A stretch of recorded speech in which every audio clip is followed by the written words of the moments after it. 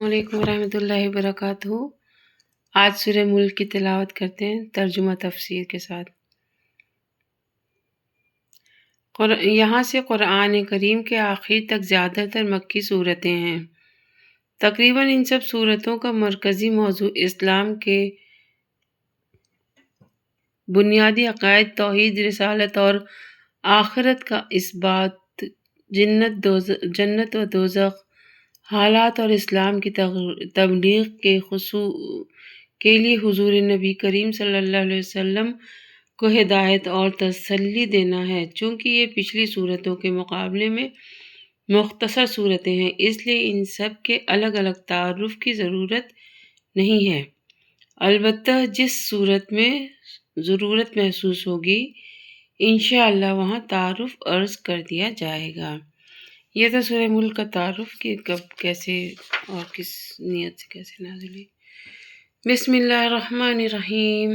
تبارک الذی بیدہ الملک وہو علی کل شیء قدیر الذی خلق الموت والحیاۃ لیبلوکم ایکم احسن عملا وہو العزیز الغفور الذی خلق سبع سماوات طباقا ما ترى في خلق الرحمن من تفاوت فارجع البصر هل ترى من فطور ثم ارجع البصر كرتين ينقلب إليك البصر خاسئا وهو حسير ولقد زينا السماء الدنيا بمصابيح وجعلناها رجوما للشياطين أعتدنا لهم عذاب السعير وللذين كفروا بربهم عذاب جهنم وبئس المصير إذا ألقوا فيها سمعوا لها شهيقا وهي تفور تكاد تميز من الغيظ كلما ألقي فيها فوج سألهم خزنتها ألم يأتكم نذير قالوا بلى قد جاءنا نذير فكذبنا وقلنا ما نزل الله من شيء إن أنتم إلا في ضلال كبير وقالوا لو كنا نسمع أو نعقل ما كنا في أصحاب السعير فاعترفوا بذنبهم فسحقا لأصحاب السعير إن الذين يخشون ربهم بالغيب لهم مغفرة وأجر كبير وأسروا قولكم واجهروا إنه عليم بذات الصدور ألا يعلم من خلق وهو اللطيف الخبير۔ ترجمہ۔ بڑی شروع اللہ کے نام سے جو سب پر مہربان ہے، بہت مہربان ہے۔ بڑی شان ہے اس ذات کی جس کے ہاتھ میں ساری بادشاہی ہے اور وہ ہر چیز پر پوری طرح قادر ہے، جس نے موت اور زندگی اس لیے پیدا کی تاکہ وہ تمہیں آزمائے کہ تم میں سے کون عمل میں زیادہ بہتر ہے، اور وہی ہے جو مکمل اقتدار کا مالک، بہت بخشنے والا ہے۔ جس نے 7 آسمان اوپر تلے پیدا کیے، تم خدائے رحمان کے تخلیق میں کوئی فرق نہیں پاؤ گے۔ اب پھر سے نظر دوڑا کر دیکھو، کیا تمہیں کوئی رخنہ نظر آتا ہے؟ پھر بار بار نظر دوڑاؤ، نتیجہ یہی ہوگا کہ نظر تھک ہار کر تمہارے پاس نامراد لوٹ آئے گی۔ اور ہم نے قریب والے آسمان کو روشن چراغوں سے سجا رکھا ہے اور ان کو شیطانوں پر پتھر برسانے کا ذریعہ بھی بنایا ہے، اور ان کے لیے دہکتی آگ کا عذاب تیار کر رکھا ہے۔ اور جن لوگوں نے اپنے پروردگار سے کفر کا معاملہ کیا ہے ان کے لیے جہنم کا عذاب ہے اور وہ بہت برا ٹھکانہ ہے۔ جب وہ اس میں ڈالے جائیں گے تو ان کے دہاڑنے کی آواز سنیں گے اور وہ جوش مارتی ہوگی، ایسا لگے گا جیسے وہ غصے سے پھٹ پڑے گی۔ جب بھی اس میں کافروں کا کوئی گروہ پھینکا جائے گا، اس کے محافظ ان سے پوچھیں گے کہ کیا تمہارے پاس کوئی خبردار کرنے والا نہیں آیا تھا؟ وہ کہیں گے کہ ہاں، بے شک ہمارے پاس خبردار کرنے والا آیا تھا مگر ہم نے اسے جھٹلا دیا اور کہا کہ اللہ نے کچھ نازل نہیں کیا۔ تمہاری حقیقت اس کے سوا کچھ نہیں کہ تم بڑی بھاری گمراہی میں پڑے ہوئے ہو۔ اور وہ کہیں گے کہ اگر ہم سن لیا کرتے اور سمجھ سے کام لیا کرتے تو آج دوزخ والوں میں شامل نہ ہوتے۔ اس طرح وہ اپنے گناہ کا خود اعتراف کر لیں گے۔ غرض پھٹکار ہے دوزخ والوں پر۔ اس کے برخلاف جو لوگ بن دیکھے اپنے پروردگار سے ڈرتے ہیں ان کے لیے بے شک مغفرت اور بڑا اجر ہے۔ اور تم اپنی بات چھپا کر کرو یا زور سے کرو، سب اس کے علم میں ہے، کیونکہ وہ دلوں تک کی باتوں کا پورا علم رکھنے والا ہے۔ بھلا جس نے پیدا کیا وہی نہ جانے، جبکہ وہ بہت باریک بین مکمل طور پر باخبر ہے۔ هو الذی جعل لکم الارض ذلولا فامشوا فی مناکبها وکلوا من رزقہ والیہ النشور۔ أأمنتم من في السماء أن يخسف بكم الأرض فإذا هي تمور أم أمنتم من في السماء أن يرسل عليكم حاصبا فستعلمون كيف نذير ولقد كذب الذين من قبلهم فكيف كان نكير أولم يروا إلى الطير فوقهم صافات ويقبضن ما يمسكهن إلا الرحمن إنه بكل شيء بصير أمن هذا الذي هو جند لكم ينصركم من دون الرحمن إن الكافرون إلا في غرور أمن هذا الذي يرزقكم إن أمسك رزقه بل لجوا في عتو ونفور أفمن يمشي مكبا على وجهه أهدى أمن يمشي سويا على صراط مستقيم قل هو الذي أنشأكم وجعل لكم السمع والأبصار والأفئدة قليلا ما تشكرون قل هو الذي زرعكم في الأرض وإليه تحشرون ويقولون متى هذا الوعد إن كنتم صادقين قل إنما العلم عند الله وإنما أنا نذير مبين فلما رأوه زلفة سيئت وجوه الذين كفروا وقيل هذا الذي كنتم به تدعون قل أرأيتم إن أهلكني الله ومن معي أو رحمنا فمن يجير الكافرين من عذاب أليم قل هو الرحمن آمنا به وعليه توكلنا فستعلمون من هو في ضلال مبين قل أرأيتم إن أصبح ماؤكم غورا فمن يأتيكم بماء معين۔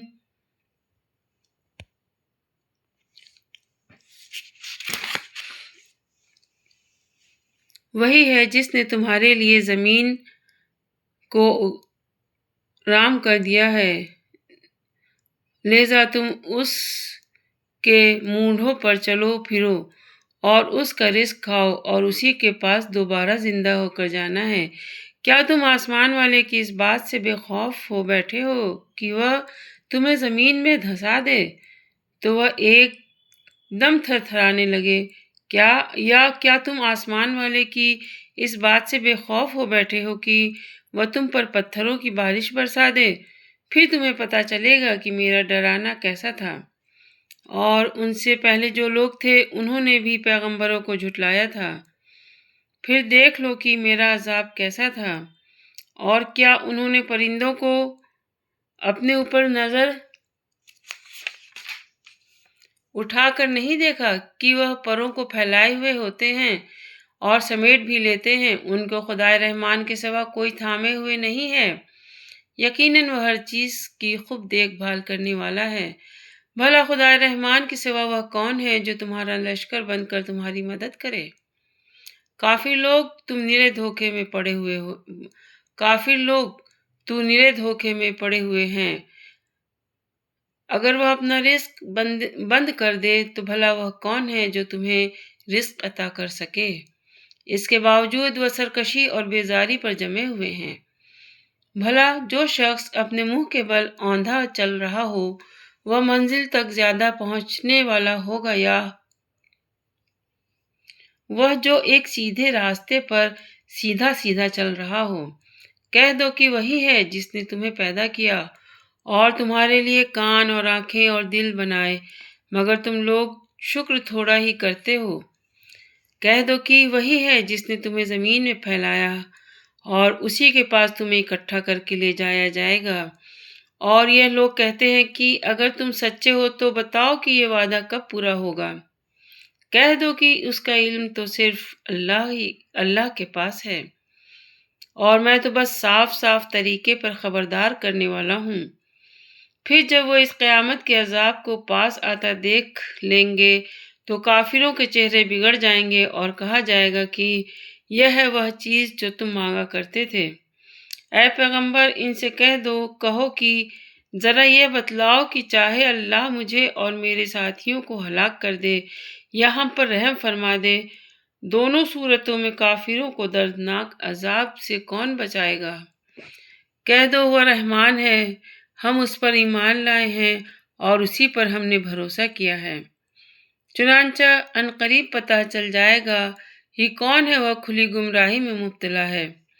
کہہ دو کہ ذرا یہ بتلاؤ کہ اگر کسی صبح تمہارا پانی نیچے کو اتر کر غائب ہو جائے تو کون ہے جو تمہیں چشمے سے ابلتا ہوا پانی لا کر دے دے؟ یہ ترجمہ اور تفسیر وہ ہوگی تلاوت سورہ ملک کی۔ اب تفسیر پڑھتی ہوں میں۔ فرق کا مطلب یہ ہے کہ اللہ تعالیٰ نے کائنات کی ہر چیز ایک خاص توازن اور ربط کے ساتھ پیدا فرمائی ہے۔ اس میں کہیں غیر موزونیت نہیں ہے۔ چراغوں سے مراد ستارے اور اجرام فلکی ہیں جو رات کے وقت سجاوٹ کا بھی ذریعہ بنتے ہیں، اور ان سے شیطانوں کو مارنے کا کام بھی لیا جاتا ہے۔ شیطانوں کو مارنے کی تفصیل سورہ ہجر آیت نمبر 18-15 کے حاشیہ میں گزر چکی ہے۔ یعنی زمین کی تمام چیزیں اللہ تعالیٰ نے تمہارے تصرف میں دے دی ہیں، لیکن اس کو استعمال کرتے وقت یہ مت بھولو کہ تمہیں ہمیشہ یہاں نہیں رہنا، بلکہ ایک دن یہاں سے اللہ تعالیٰ ہی کے پاس جانا ہے جہاں تمہیں ان نعمتوں کا حساب دینا ہوگا، لہذا یہاں کی ہر چیز کو اللہ تعالیٰ کے حکم کے مطابق ہی استعمال کرو۔ آخرت کا عذاب تو اپنی جگہ ہے، لیکن بدعمالیوں کے نتیجے میں اس دنیا میں بھی عذاب آ سکتا ہے۔ مثلاً یہ کہ انسان کو قارون کی طرح زمین میں دھسا دیا جائے اور زمین تھر تھرانے لگے، جس کے نتیجے میں انسان زمین کے اندر اور زیادہ دھستا چلا جائے۔ یعنی یہ کافر لوگ جو یہ سمجھتے ہیں کہ ہمارے من گڑت معبود ہماری مدد کریں گے، وہ خالص دھوکے میں ہیں۔ کافی لوگ بار بار آخرت کا مذاق اڑاتے ہوئے یہ کہتے تھے کہ اگر آخرت کا عذاب برحق ہے تو اس میں دیر کیوں ہو رہی ہے، ابھی کیوں نہیں آ جاتا؟ بہت سے کافر یہ کہا کرتے تھے کہ حضرت محمد صلی اللہ علیہ وسلم دنیا سے چلے جائیں گے تو ان کا دین ختم ہو جائے گا، چنانچہ وہ آپ کی وفات کا انتظار کر رہے تھے، جیسا کہ سورہ طور میں آیت نمبر 30 سے 52 تک میں گزرا ہے۔ یہاں یہ فرمایا جا رہا ہے کہ چاہے اللہ تعالیٰ آپ اور آپ کے ساتھیوں کو ہلاک فرمائے یا ان پر رحم فرما کر انہیں فتح عطا فرمائے، جیسا کہ اللہ تعالیٰ کا وعدہ ہے، لیکن اس سے تمہارے انجام پر تو کوئی فرق نہیں پڑتا۔ دونوں صورتوں میں کافروں کو عذاب سے ضرور سابقہ پڑے گا۔ جب یہ بات طے ہے کہ پانی سمیت ہر چیز اللہ تعالیٰ ہی کے قبضے میں ہے، تو آخر اس کے سوا کون ہے جو عبادت کا مستحق ہو، اور کون سی وجہ ہے جس کی بنا پر اس کی اس قدر انکار کیا جائے کہ وہ انسانوں کو زندہ کر کے انہیں جزا یا سزا دے گا؟ الحمدللہ سورہ ملک کا ترجمہ اور اس کی تشریح حواشی مکمل ہوئی۔ اللہ تعالیٰ ہمیں اور آپ کو سب کو کہنے سننے سے زیادہ عمل کی توفیق دے اور ہمیں ہدایت دے، ہم قرآن سے جڑیں، قرآن کی رہنمائی میں زندگی گزاریں۔ اللہ ہم سب کا خاتمہ ایمان بالخیر ہو۔ یا اللہ ہمیں توفیق دے، ہدایت دے۔ یا اللہ ہمیں قرآن کے بتائے ہوئے راستے پہ چلا۔ یا غفور الرحیم تو سب کی جائز دعاؤں کو قبول فرما۔ یا اللہ ہم سب بہنوں کو، بھائیوں کو، بزرگوں کو، تمام ساتھیوں کو، سب کو تو سننے اور آپس میں ایک دوسرے سے شیئر کرنے کی توفیق دے دین اسلام کی باتوں کو۔ آمین ثم آمین۔ صدق اللہ العلی العظیم۔ والعصر ان الانسان لفی خسر الا الذین آمنوا وعملوا الصالحات وتواصوا بالحق وتواصوا بالصبر۔ والسلام علیکم ورحمۃ اللہ وبرکاتہ۔ انشاءاللہ پھر حاضری ہوگی۔ دعاؤں میں یاد رکھیں اور صدقے جاریہ سمجھ کے ان باتوں کو دین کی شیئر کریں آپس میں۔ اللہ حافظ۔